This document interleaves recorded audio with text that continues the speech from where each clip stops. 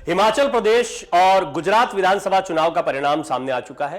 हिमाचल में सत्ताधारी भारतीय जनता पार्टी को झटका लगा। कांग्रेस ने आखिरकार भाजपा के हाथों से सत्ता छीन ली, रिवाज कायम रहा। वहीं गुजरात में भारतीय जनता पार्टी ने शानदार जीत दर्ज की है, ऐतिहासिक जीत है। दूसरी तरफ कांग्रेस का प्रदर्शन बहुत ही खराब भी रहा है। गुजरात में यह देश की सबसे पुरानी पार्टी का राज्य में अब तक का सबसे बुरा प्रदर्शन है।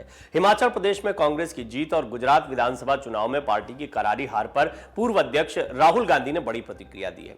दरअसल इन चुनावों को राहुल गांधी की परीक्षा के तौर पर भी माना जा रहा था और देखा जाए तो कुछ हद तक इसका श्रेय अब राहुल गांधी को मिल सकता है। राहुल गांधी भारत जोड़ो यात्रा निकाल रहे थे, प्रियंका गांधी जमकर प्रचार कर रही थी, लेकिन राहुल गांधी हिमाचल प्रदेश एक भी बार चुनाव प्रचार करने नहीं गए थे।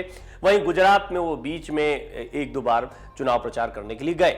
राहुल गांधी ने हिमाचल प्रदेश की जनता का आभार जताया, जबकि गुजरात के नतीजों पर कहा कि वो लड़ाई को जारी रखेंगे। हिमाचल चुनावी नतीजों के बाद राहुल गांधी ने अपने ट्वीट में लिखा, हिमाचल प्रदेश की जनता को इस निर्णायक जीत के लिए दिल से धन्यवाद। सभी कांग्रेस कार्यकर्ताओं और नेताओं को हार्दिक बधाई। आपका परिश्रम और समर्पण इस विजय की शुभकामनाओं का असली हकदार है। फिर से आश्वस्त करता हूं, जनता को किया हर वादा जल्द से जल्द निभाएंगे। गुजरात में करारी हार पर राहुल गांधी ने कहा, हम गुजरात के लोगों का जनादेश विनम्रता पूर्वक स्वीकार करते हैं। हम पुनर्गठन कर कड़ी मेहनत करेंगे और देश के आदर्शों और प्रदेशवासियों के हक की लड़ाई को जारी रखेंगे।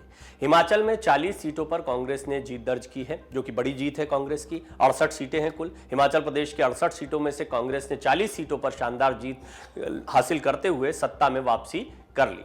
यहां बीजेपी को केवल 25 सीटें मिली हैं, जबकि कांग्रेस का विकल्प बनने का ख्वाब देख रही आम आदमी पार्टी को कुछ नहीं मिला।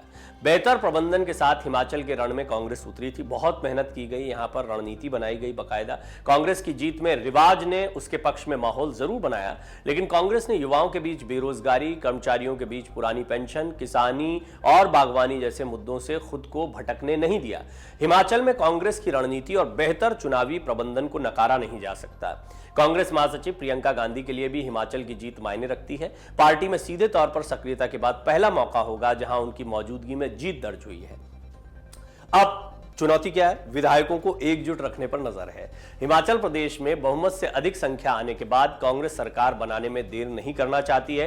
हिमाचल के प्रभारी राजीव शुक्ला ने नतीजे आने के बाद कांग्रेस अध्यक्ष मल्लिकार्जुन खड़गे से मुलाकात की। नेतृत्व चाहता है कि जल्द से जल्द विधायक दल की बैठक बुलाई जाए। वहीं पार्टी की ओर से 2 पर्यवेक्षक छत्तीसगढ़ के मुख्यमंत्री भूपेश बघेल और हरियाणा के पूर्व मुख्यमंत्री भूपेंद्र सिंह हुड्डा को हिमाचल भेजा गया है। विधायकों को एक जगह रखने की रणनीति है ताकि सरकार बनाने के दावे के समय सभी विधायक एक साथ रहें। हिमाचल में कांग्रेस की जीत से भूपेश बघेल को बूस्टर डोज मिला है। पार्टी में उनकी हैसियत बढ़ गई है। छत्तीसगढ़ की कांकेर जिले की भानु प्रतापपुरा विधानसभा सीट पर भी उपचुनाव का नतीजा कांग्रेस के पक्ष में ही रहा। वहीं हिमाचल में कांग्रेस को बड़ी जीत मिली है। इस जीत के पीछे मुख्यमंत्री भूपेश बघेल की सियासी रणनीति मानी जा रही है, जो भानु प्रतापपुरा और हिमाचल में काम आई है। दोनों राज्यों में बीजेपी के सारे दावे फेल हो गए। माना जा रहा है कि भानु प्रतापपुरा और हिमाचल की जीत से कांग्रेस में सीएम भूपेश बघेल का कद और बढ़ गया है। दरअसल कांग्रेस पार्टी हाईकमान ने भूपेश बघेल पर विश्वास जताते हुए हिमाचल प्रदेश विधानसभा चुनाव के लिए राज्य का पर्यवेक्षक उन्हें बनाया था। हिमाचल की जिम्मेदारी मिलते ही भूपेश बघेल एक्टिव हो गए थे।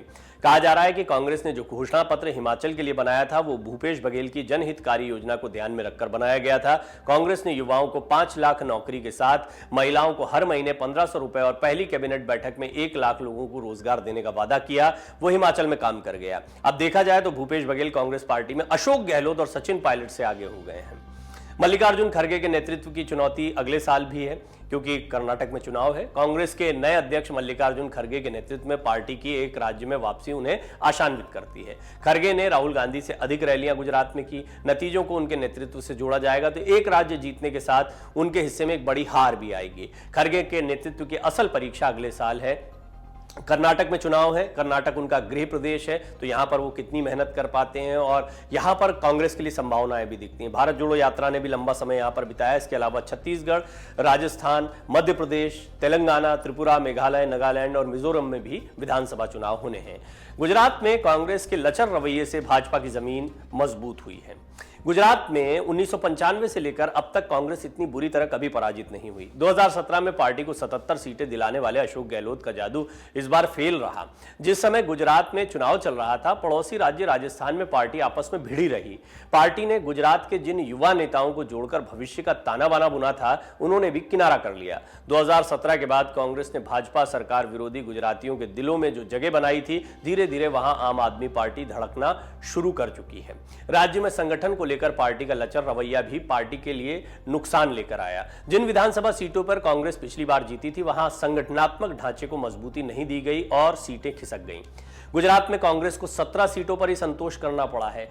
182 सीटों में से बीजेपी को 156 सीटें मिली। 17 सीटों पर संतोष करना पड़ा कांग्रेस को। इसके अलावा आम आदमी पार्टी को 5 सीटें, समाजवादी पार्टी को भी 1 सीट मिली है।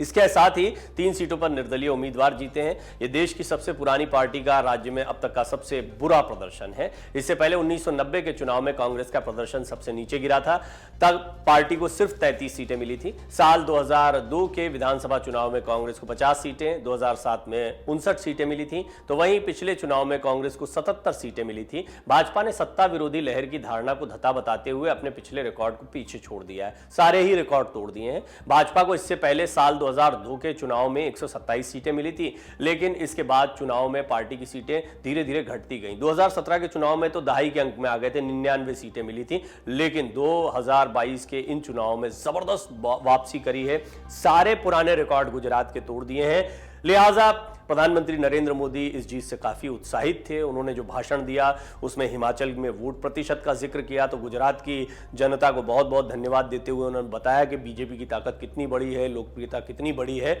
तो कहीं ना कहीं जो बाकी जगहों पर हार हुई है उसको कंपनसेट करती बीजेपी दिखाई दे रही है, क्योंकि गुजरात की जीत बहुत बड़ी है। निराश कांग्रेस भी पूरी तरह से नहीं, हाँ गुजरात के प्रदर्शन से निश्चित तौर पर है, लेकिन हिमाचल को वो हासिल करने में कामयाब हुए हैं और ये कोई छोटी कामयाबी कांग्रेस के लिए नहीं कही जाएगी। राहुल गांधी खुश हैं। राहुल गांधी का कहना है कि अब वो गुजरात में काम करेंगे। हालांकि अभी परीक्षा की घड़ी शुरू हुई है। आगामी वर्ष में कई राज्यों में विधानसभा चुनाव होने हैं। डाउनलोड करें अमर उजाला ऐप और पाएं खबरें लगातार। अगर आप ये वीडियो YouTube पर देख रहे हैं तो हमारे चैनल को सब्सक्राइब करें और बेल आइकन को दबाना ना भूलें। अगर आप Facebook पर ये वीडियो देख रहे हैं तो हमारे पेज को लाइक करें।